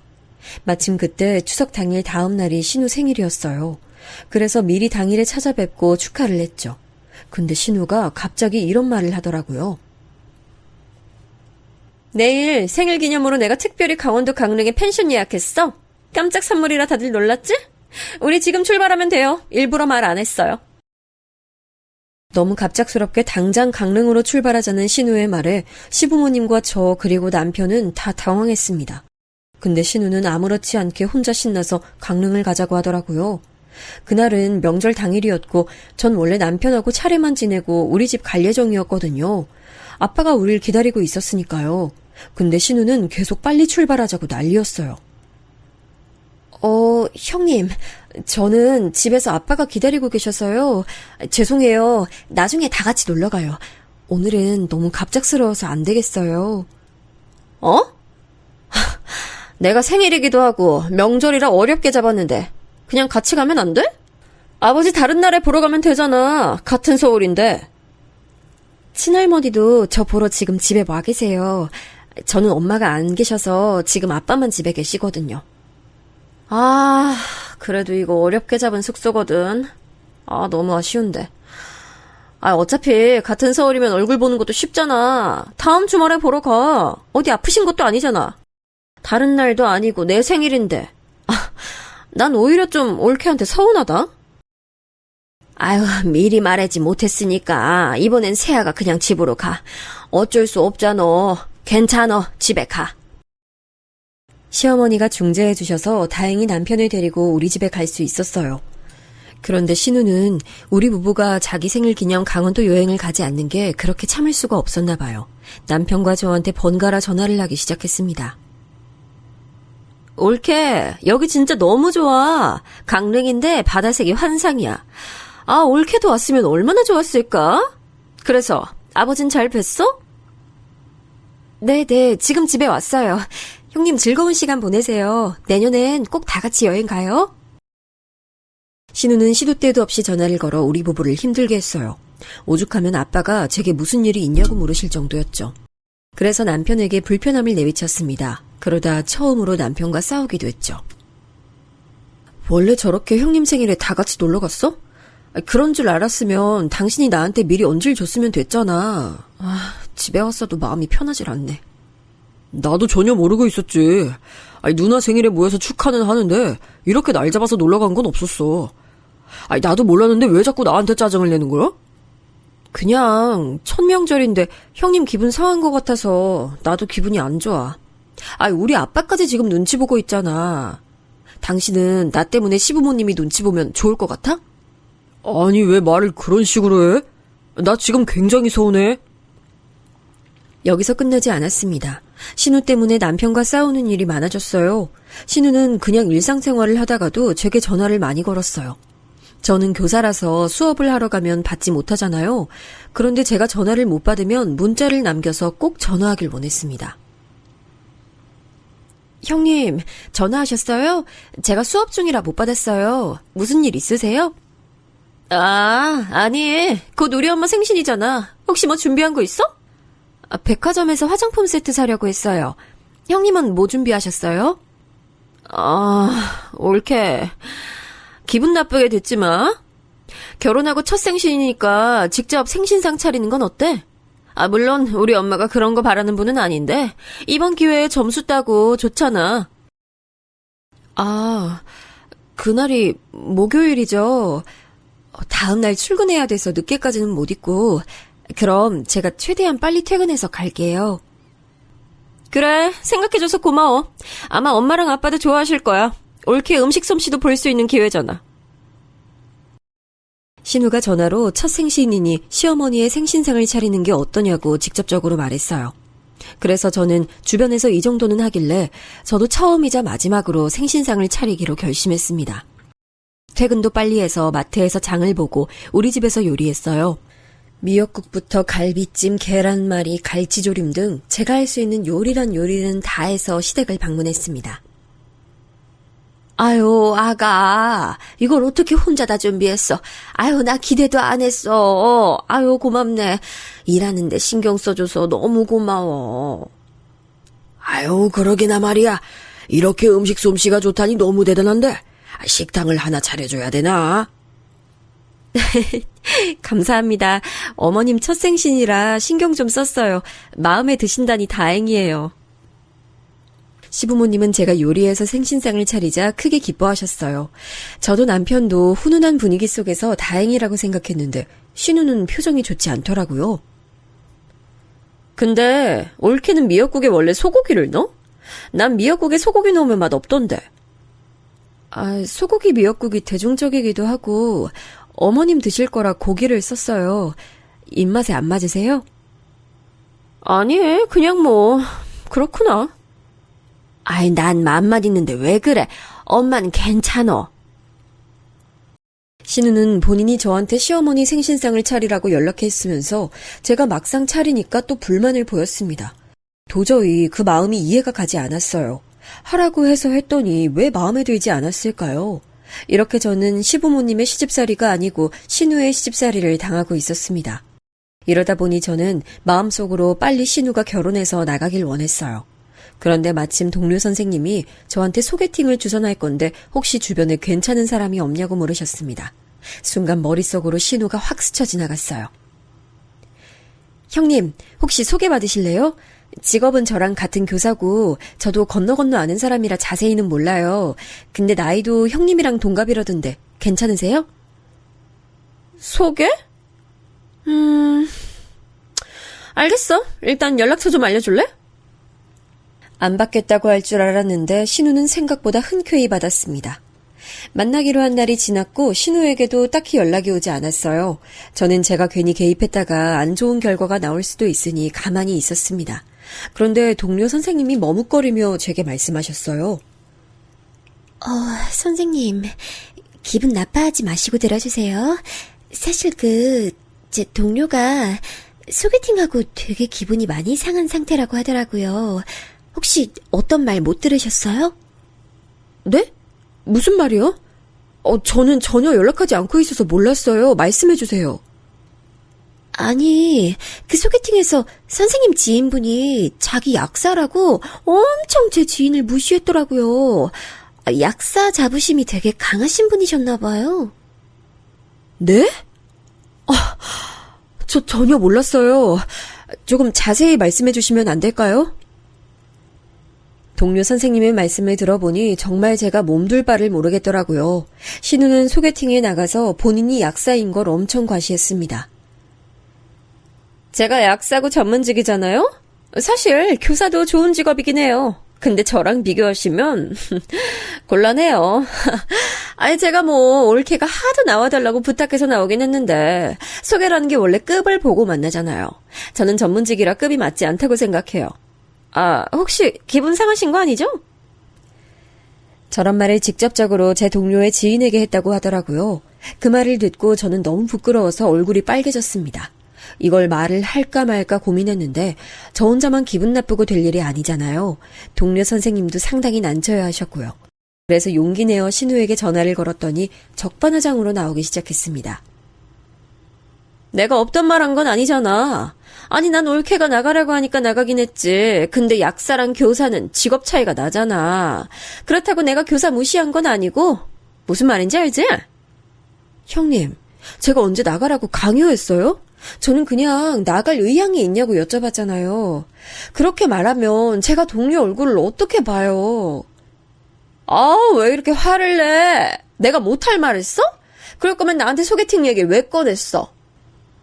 그러니까 제 말은 그러면 애초에 거절하셨어야죠. 제가 민망해서 그래요. 형님이 그렇게 말씀하실 줄 알았으면 저 소개팅 얘기 꺼내지도 않았을 거예요. 거의 싸움 비슷하게 흘러간 전화를 끊고 울음이 나오기 시작했어요. 시부모님도 아니고 신우 때문에 고통받는 결혼 생활이 얼마나 될까요? 차라리 그때 심정은 시부모님이 저에게 못해주길 바랄 정도였습니다. 그러면 시집살이 핑계로 이혼하면 되니까요. 근데 신우가 저한테 저러니까 주위에 고민을 말해도 귀담아 듣지 않더라고요. 그냥 무시하면 된다고 저한테 위로하던데 저는 그 말이 오히려 서운했습니다. 소개팅 사건이 일어난 뒤로 저도 그래서 신우에게 거리를 두기 시작했어요. 제가 먼저 다가가지 않기로 결심했죠. 그러면서 저와 남편은 아이 임신을 위한 준비를 시작했습니다.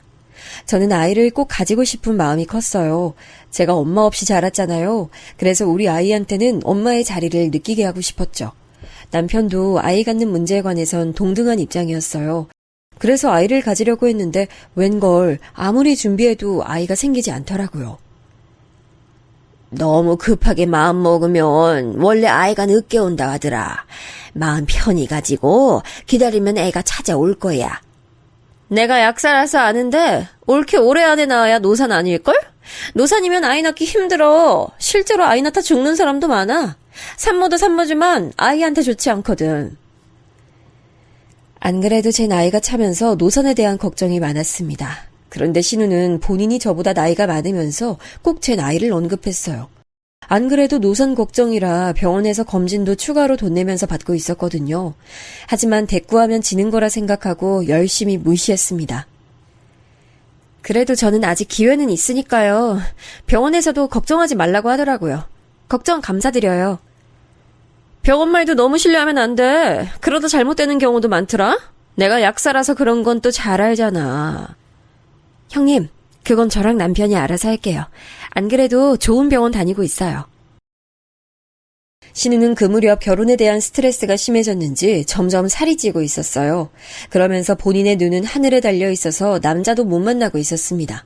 손자리가 별로 들어오지도 않았죠. 당연히 결혼이라는 게 외모만 보고 하는 건 아니잖아요. 그래도 어느 정도 남자가 여자를 볼 때 외모가 아예 빠질 수 없는 것도 맞고요. 하지만 신우는 뚱뚱하고 성격이 좋지 않아 선이 많이 들어오지도 않았습니다. 그런데도 저한테 은근히 소개해주길 기다리는 모습을 보였어요. 올케, 혹시 주변에 괜찮은 사람 없어? 있으면 나 주선 좀 해줘. 형님급에 맞는 분 찾으려면 힘들어요. 대부분 다 이미 결혼했거나 결혼 예정인 여자친구 있더라고요. 최대한 좋게 둘러대면서 거절하는 것도 한두 번이지 신우는 제 얼굴만 보면 속에 연부를 외웠습니다. 오죽하면 제가 시댁에 가는 것을 신우 때문에 고통받고 있었어요. 무튼 그렇게 아이가 생기지 않아 고통이었는데 어느 날 몸이 이상해서 병원에 갔더니 임신이라는 소식이 들렸어요. 자연 임신은 어려울 것 같아 시험관을 할까 생각 중이었는데 이게 무슨 일인가 싶었죠. 아이고, 수연아. 장하다, 장해, 우리 딸. 그동안 마음고생하더니 드디어 아이가 생겼구나. 축하한다. 우리 며느리 너무 고생 많았어. 자, 이거 용돈이니까 아이 준비 열심히 잘해라. 그동안 걱정하느라 너무 힘들었지. 이젠 괜찮아. 조심히 아기 기다리자. 양가 어른들은 앞다투어 제 임신에 관해 축하해 주셨어요. 시부모님뿐만 아니고 먼 친척들까지 연락이 와서 임신 축하해 주셨죠. 남편이 장손이라 제 임신이 더 뜻깊었거든요. 정말 딱 신우한테만 축하를 받지 못했습니다. 신우는 제가 임신했다고 하니 악담을 퍼붓진 않았는데 그렇다고 축하도 하지 않았거든요. 그런데 하늘도 무심하시죠. 우리 부부에게 생각하기도 싫은 끔찍한 일이 일어났습니다. 지금 생각해도 손이 벌벌 떨리는 사건이 일어났어요. 바로 제가 무리해서 일하다 유산을 했습니다. 원래 임신은 초기가 제일 중요한 거 아시죠? 제가 하필 임신 초기 때 학교가 새학기라 정말 바빴어요. 몸을 신경 써야 하는 시기에 일이 너무 바빠 화장실도 제대로 가지 못했습니다. 어머, 선생님, 괜찮아요? 정신 들어요? 선생님, 괜찮으세요? 어떡해. 제대로 먹지도 못하고 정신없이 새학기를 보내니 기력이 없었어요. 그래서 그대로 계단에서 넘어졌습니다. 심하게 구른 건 아니었는데 몸을 움직일 수가 없더라고요. 그렇게 구급차를 타고 병원으로 이동하게 됐는데 몸이 이상하게 느껴졌어요. 순간 아이가 잘못됐나 싶었죠. 안타깝지만 아이는 하늘로 갔습니다. 임신은 원래 초기에 유산이 가장 많아요. 제일 조심해야 할 때가 초기입니다. 그렇게 저는 첫 아이를 잃게 됐어요. 한동안 너무 충격이라 학교에 나가지도 못하고 병가를 낼 정도로 저는 힘들어했습니다. 아무리 시부모님과 친정아빠 그리고 남편이 위로해줘도 귀에 들리지 않았어요. 아마 유산을 해보신 적이 있으신 분들은 제 마음이 이해가 가실 거예요. 그때 약간 서운했던 점은 신우는 제 몸 상태에 관해 어떤 걱정도 없었습니다. 오히려 갑자기 전화해서 또 주변에 괜찮은 사람이 없냐고 묻는 모습에 저는 그만 버럭 성질을 내고 말았어요. 형님, 저 유산해서 지금 출근도 못하고 있어요. 근데 도대체 저한테 왜 그러세요? 제가 그렇게 만만하세요? 안 그래도 제정신 아닌데 저를 왜 이렇게 괴롭히시는데요? 아, 깜짝이야. 뭘 그렇게 화를 내? 아니, 올케, 나 당황스러워? 내가 유산시켰어? 나도 올케 유산한 거 보니까 나이가 들면 임신 어렵구나 싶었지.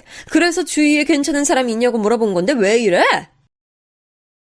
너무나도 속상한 마음에 그냥 전화를 끊고 엉엉 울었어요. 그리고 그런 신우의 목소리조차 듣기가 싫어 전화를 받지도 않았습니다. 신우 얼굴을 보기가 싫어 명절에 시댁을 가지도 않았어요. 시부모님은 제가 유산 때문에 마음고생이 심하니 그런 줄 아셨죠. 아예 틀린 말은 아니었지만 신우가 그렇게 미웠습니다.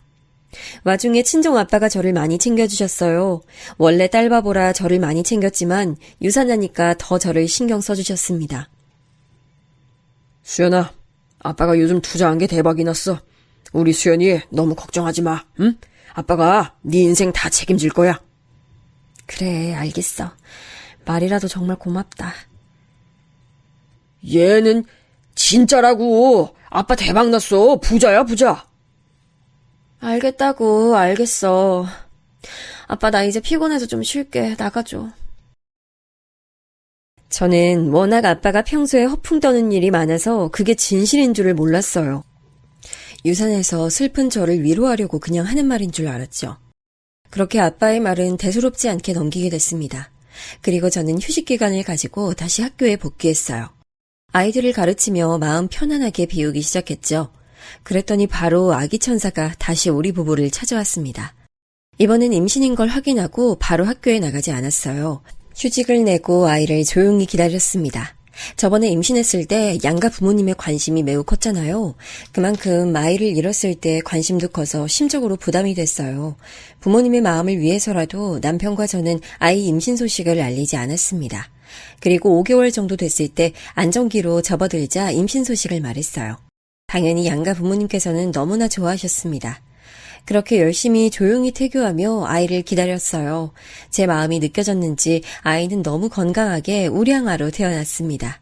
손가락과 발가락이 다 있는지 확인하고 숨소리를 느끼자 진짜 현실이구나 믿게 됐어요. 원래 요즘 며느리 산후조리 비용은 시부모가 내는 거래. 아가, 그동안 고생했다. 손주 낳아줘서 고마워. 아버님, 너무 감사해요. 손자 많이 기다리셨죠? 시부모님은 우리 아들의 탄생을 아주 기뻐하셨어요. 그러면서 조리원 비용도 내주시고 아직 아기 개월수에 맞지 않는 옷과 신발도 사다 주셨습니다. 지나가다 예뻐서 도저히 지나칠 수가 없다고 하셨죠. 시부모님이 조리원 비용 내주셨다며? 감사하다고 전해드려.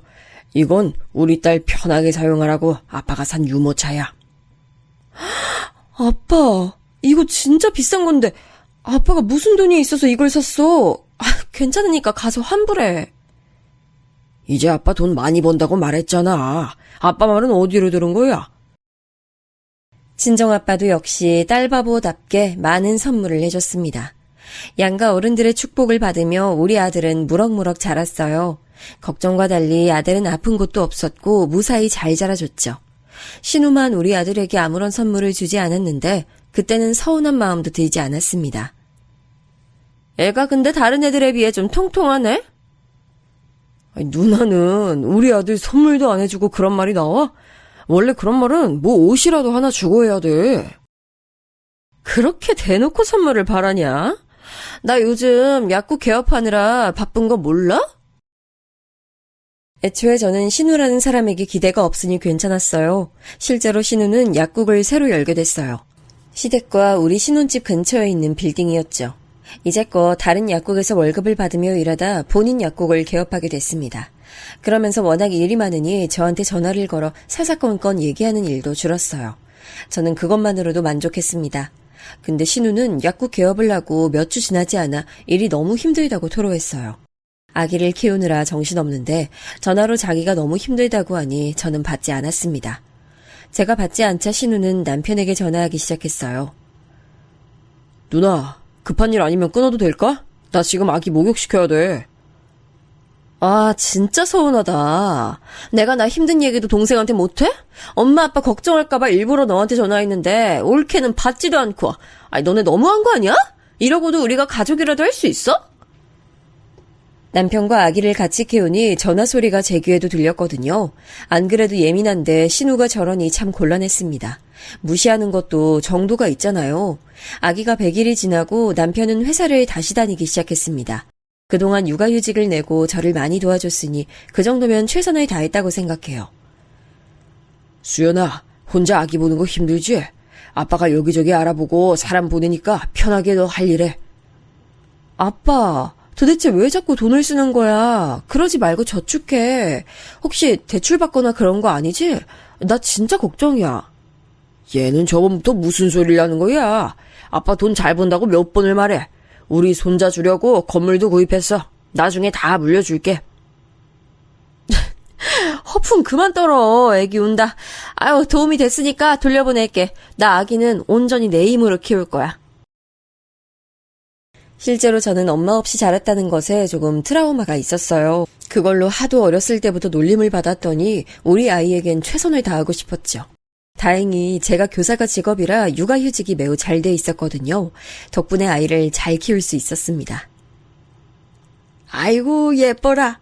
눈웃음 보니까 딱 우리 며느리랑 딱 닮았네. 잘 웃는 거 보니까 내가 다 행복하다. 아유, 우리 손주 너무 예뻐. 저는 아이를 데리고 시댁에도 자주 방문했어요. 신우가 마침 약국 일로 바빠 집에 잘 없기도 했고 시부모님이 아이를 매우 좋아하셨거든요. 시부모님은 저를 워낙 예뻐해 주시니 제가 불편하진 않았습니다. 그렇게 어느 날도 시댁에 아이를 데리고 갔는데 어머님 전화가 울렸어요. 어머님이 잠깐 마트에 간 시간이라 제가 대신 받았는데 신우였습니다. 엄마, 나 너무 힘들어. 손님이 너무 많은데 해야 되는 일은 더 많아. 도와줘. 형님, 저예요. 어머님 핸드폰 두고 잠깐 마트 가셨어요. 아, 올케야? 아, 잘 됐다. 올케, 나 잠깐만 도와줄 수 있어? 나 화장실 가고 싶은데 혼자 일해서 지금 화장실도 못 가고 일하고 있어. 가까우니까 잠깐만 나와주면 안 돼? 지금 근데 제가 아들하고 있어서요. 뭐 어때? 데리고 나와. 애들도 세상 구경 많이 시켜줘야지. 와서 애 영양제랑 비상약도 가져가. 내가 공짜로 줄게. 하도 오라고 난리를 치길래 아이를 데리고 약국에 갔습니다. 사실 아이가 아플 때마다 먹는 약이 있어서 그걸 얻으려는 마음도 있었어요. 신우는 제가 오자 아주 기쁜 얼굴로 약국을 비웠습니다. 그런데 화장실에 간다고 하더니 1시간이 되도록 오지 않았어요. 전화를 아무리 해도 받지도 않았죠. 아이는 보채고 기저귀도 갈아야 하는데 신우는 연락 두절이 됐어요. 저는 약에 대해 아는 것도 없어서 손님들이 오면 그냥 돌려보내야 했습니다. 자기 가게면서 이래도 되나 싶었죠. 2시간이 지나고 신우는 손에 아이스크림을 들고 들어왔습니다. 올케 고마워. 내가 잠깐 바람 좀 쐬느라 그랬어. 고마우니까 애기 약 몇 개 챙겨줄게. 화를 내려고 했는데 아기 약을 챙겨주길래 그냥 다음부턴 이러지 말라고 대신하고 약국을 나왔어요. 그리고 전날 이후 신우는 저에게 약국을 자주 부탁하기 시작했습니다. 처음엔 거절도 몇 번 했는데 신우가 약국을 봐줄 때마다 아기 약을 많이 챙겨줬어요. 아마 아이를 키워보신 분들은 아실 텐데 아기들이 어릴 때 많이 아파요. 그래서 그런 부분에서 도움을 받으니 저도 자연스럽게 돕게 됐습니다. 그러던 어느 날 제가 개도 안 걸린다던 여름 감기에 걸렸습니다. 너무 오한이 들고 아파서 우리 아들을 옆에 둘 수도 없었어요. 급하게 남편을 시켜 아들을 데리고 시댁으로 가라고 할 정도였죠. 열이 펄펄 끓고 아픈데 신우가 또 저에게 약국 일을 부탁했어요. 형님, 저도 너무 가고 싶은데 도저히 갈 수가 없어요. 지금 저 독감이라 아들도 시댁으로 보냈어요. 독감이라고? 그러면 오히려 빨리 와. 내가 좋은 약 줄게. 그냥 진짜 이번엔 몇 시간도 아니야. 딱 10분만 봐주면 돼. 왜 약도 받아가. 지금 두통이 좀 심해서요. 죄송해요. 저도 너무 도와드리고 싶은데 머리가 너무 아파요. 손님들한테 옮기면 안 되잖아요. 그러니까 와서 약을 받아가면 되잖아. 독하고 효과 좋은 약으로 줄게. 딱 10분. 아니다. 5분만 봐줘. 그럼 갈 테니까 두통약 준비해 주세요. 신우가 독하고 좋은 약을 준다는 소식에 아픈 머리를 부여잡고 약국으로 향했습니다. 다행히 멀지 않은 거리라 바람도 쐴 겸 가게 됐어요. 제가 약국에 도착하니 신우는 아주 바빠 보였습니다. 올게 왔어? 지금 너무 바쁘네. 나 이거 전산 부탁해. 이것만 해결하고 바로 약 줄게. 네? 머리야. 올게 뭐하고 있어? 빨리. 급해. 손님들 기다리잖아. 제가 약국에 도착하자마자 신우는 컴퓨터 앞으로 저를 데려갔어요. 종종 약국을 도울 때 신우가 전산 처리하는 법을 알려줬었거든요. 안 그래도 머리가 아픈데 신우가 너무 재촉해서 울리는 머리를 부여잡고 컴퓨터 앞에 앉았습니다. 독감이라 열도 펄펄 끓어서 정신이 하나도 없었어요. 여기 이거 아닌데. 손님 잠시만요. 여기 있습니다. 안녕히 가세요. 겨우 정신을 차리려고 애쓰고 있었는데 신우는 저에게 오히려 화를 내기 시작했어요. 올케 미쳤어? 아니 전산을 왜 이렇게 실수해? 이거 잘못되면 나 망해. 이럴 거면 왜 왔어? 형님. 제가 안 그래도 독감이라 머리 아파서 못 온다고 했잖아요. 그땐 오라고 하더니 지금은 왜 이러세요? 아니, 올 거면 제대로 좀 하든가. 이런 거 실수하면 난 골치 아파. 아, 나 약사야. 옳게는 실수해도 학교니까 별일 안 일어나지? 나는 큰일 난다고. 형님, 무슨 말씀을 그렇게 하세요. 저도 실수하면 큰일 나요. 자꾸 저번부터 약사랑 교사랑 비교하는데 불쾌해요. 뭐? 불쾌? 지금 말 다 했어? 저 독감이라 지금 머리 울리니까 제발 큰 소리 내지 마세요.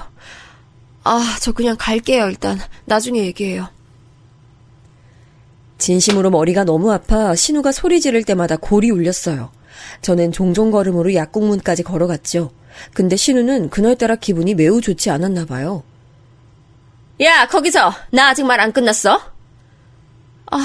나중에 얘기해요. 저 진짜 머리 너무 아파서 그래요.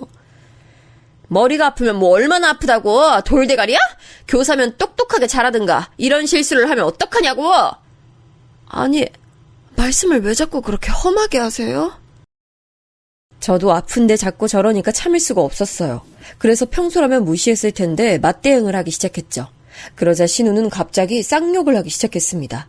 사실 무슨 욕을 했는지 기억이 제대로 나지 않아요. 안 그래도 울리는 머리가 아파 주저앉았습니다. 그때 핸드폰으로 전화가 오더라고요.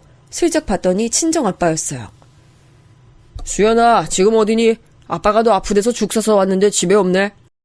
아빠, 나 지금 여기 신우 약국. 머리가 너무 아파. 그래? 아빠가 거기로 갈게. 근데 이게 무슨 소리야? 신우는 제가 아빠랑 대화하는데도 계속 제 옆에서 큰 소리로 험담하고 있었어요. 들어오던 손님들도 나갈 정도로 화내는 모습에 저는 대꾸하지도 못하고 가만히 있었죠. 머지않아 아빠가 약국으로 들어왔습니다. 그리고 신우의 모습을 목격했어요. 아빠는 저에게 쌍욕하는 신우 앞을 가로막았습니다. 아빠가 그렇게 남한테 화내는 모습은 저도 살면서 처음 보는 일이었어요. 지금 뭐 하시는 겁니까? 우리 딸한테 왜 이래요? 진짜 됐어요. 데려가요. 사과하세요. 남의 집 귀한 딸한테 지금 욕했어요? 애초에 당신 딸이 내 약국 전산 이상하게 해서 제가 피해볼 뻔했거든요? 어디서 큰 소리야? 뭐? 지금 뭐라고 했어? 당신 말 다 했어? 내가 누군지 알아? 그래, 다 했다. 어쩔래? 나가요, 나가. 신우의 막 나가는 모습에 아빠는 가만히 있다가 핸드폰을 들고 어디론가 전화를 걸었어요. 사돈 접니다. 지금 약국으로 오시겠어요? 그냥 나가라고요. 왜 우리 부모님까지 불러요? 됐어요. 미안해요, 미안해. 옳게. 내가 미안. 됐지? 저걸 사과라고 하는 걸까요? 저런 모습에 저는 더 정이 떨어졌어요. 곧 시부모님과 남편과 우리 아들까지 다 약국에 모였습니다. 시부모님은 이게 무슨 일인가 싶은 얼굴이셨어요. 무언가 안절부절 못하는 모습도 보였죠.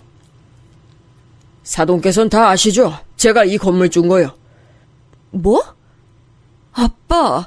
아빠가 건물주라고? 이게 무슨 말이야? 네? 지금 뭐라고 하셨어요? 건물주요? 아이고, 무슨 오해가 있었나 봅니다, 사돈. 이게 무슨 일이죠? 사실 저 말에는 신우보다 제가 더 놀랐습니다. 남편과 신우가 놀랐던 감정보다 제가 놀랐던 감정이 더 컸을 거라고 확신해요. 반면 시부모님은 이미 알고 계신 눈치였어요. 나는 우리 딸 진짜 귀하게 키웠어요. 세상 모든 자식이 그러겠지만 나도 마찬가지라고요. 근데 왜 내가 내 건물에서 우리 딸이 쌍욕 먹는 모습을 봐야 하죠? 아이고 사돈, 죄송합니다. 우리 딸이 그랬군요. 너무 죄송해요. 얘, 뭐하고 있어? 얼른 사과 드려. 아니, 이게 무슨 소리야. 건물주가, 저는 아무 말도 못하고 아빠를 쳐다봤어요. 아빠는 여전히 화가 난 채로 말을 이었습니다. 자기가 목격한 상황에 관한 서술을 하니 시부모님은 눈에 띄게 당황하기 시작하셨어요. 표정이 너무 굳어서 제가 오히려 걱정할 정도였습니다. 제가 처음에 여기 월세 줄 때 뭐라고 했습니까? 다 필요 없고 우리 딸 행복하게 해달라고 했더니 사돈 너무하세요. 저희도 우리 딸이 며느리한테 그런 줄은 몰랐어요. 죄송합니다. 알고 봤더니 아빠 건물이 맞았어요. 신우가 약국 개업할 때 시부모님이 많이 도와주셨거든요. 이 노른자 땅의 건물이 1층 자리를 알아봐서 부동산에 갔더니 우연히 소유주가 우리 아빠였던 거죠. 그때 아빠는 굳이 자식들에게 알리지 말자고 하셨대요. 그러면서 월세도 단돈 10만 원만 받기로 했다고 하더라고요. 신우는 부동산 문제는 부모님이 알아서 하신다고 해서 마음 놓고 있었대요. 저는 우리 딸이 가장 우선입니다. 월세 그냥 다른 집처럼 300만 원 내세요. 아이고 사돈, 아유 제가 대신 사과드릴게요. 아유 아가, 내가 대신 사과하마. 우리 딸이 너한테 상처를 심하게 줬구나. 내가 할 말이 없어. 너무 미안하다. 일단 저도 너무 당황스럽지만 아버님이 사과하실 문제가 아니에요. 저는 진심으로 이번 사건도 그렇고 그동안 시부모님이 신우의 잘못에 대해 대신 사과하는 일이 많았거든요. 그건 잘못된 행동이라고 생각했어요. 신우도 성인인데 성인이면 자기 행동에 대한 책임을 져야 하잖아요. 그래서 완강하게 말했습니다. 어머님, 아버님도 그동안 형님에게 너무 잘해주셨어요. 자기 일은 자기가 알아서 해야죠. 충분히 신경 쓰실 만큼 쓰셨으니 이제 형님이 자기 인생 살도록 하세요. 그리고 형님도 정신 차리세요. 애도 아니고 나이 드실 만큼 드신 분이 뭐 하시는 거예요? 부끄럽지도 않으세요? 보통 그 나이면 오히려 부모님한테 효도하는데 어떻게 이렇게 반대가 됐어요? 저였으면 부끄러워서 얼굴도 못 들고 다녀요. 시부모님이 워낙 사람이 좋으셔서 형님에게 필요 이상으로 지원해주고 계셨거든요. 형님의 나이가 40이 넘어가는 노처녀여서 안쓰러운 마음이 있는 것 같았어요.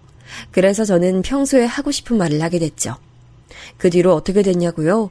실제로 시부모님은 우리 아빠와 저와 남편과 많은 대화 끝에 신우에 대해 지원해주지 않게 됐습니다. 자기 인생이니 자기가 책임져야 한다는 말에 동의하셨죠. 그리고 신우는 지금 월세 300을 내고 우리 아빠에게 내고 있어요. 그동안 10만 원만 내다 300을 내고 있으니 얼마나 속이 썩겠어요. 하지만 그건 제가 신경 쓸 거리가 아니라고 생각해요. 지금은 당연히 저에게 연락도 오지 않고 있습니다. 남편에게 슬쩍 물어봤더니 본인한테도 연락이 안 온다고 하더라고요. 신우는 심지어 시부모님에게도 실망이라고 집을 나갔대요. 혼자 집을 얻어서 사는 것 같던데 언제까지 저럴진 저도 모르겠습니다. 시부모님도 그렇고 저도 그렇고 할 만큼 다 했다는 생각이 들어요. 그리고 친정아빠는 정말로 투자에 성공했던 것이 맞았습니다. 제가 그동안 허풍 떨지 말라고 했는데 오히려 제 믿음이 부족했던 거죠. 그래서 덕분에 우리 아들은 외할아버지의 전폭적인 지원을 받으며 무럭무럭 자라고 있어요. 시부모님과의 사이도 아주 좋아요. 워낙 좋으신 분들이라 신우가 빠지니 오히려 예전보다 더 돈독해졌어요. 여기까지가 제가 준비한 사연입니다. 다들 재밌게 들어주셨으면 그걸로 다행이네요. 들어주셔서 감사합니다.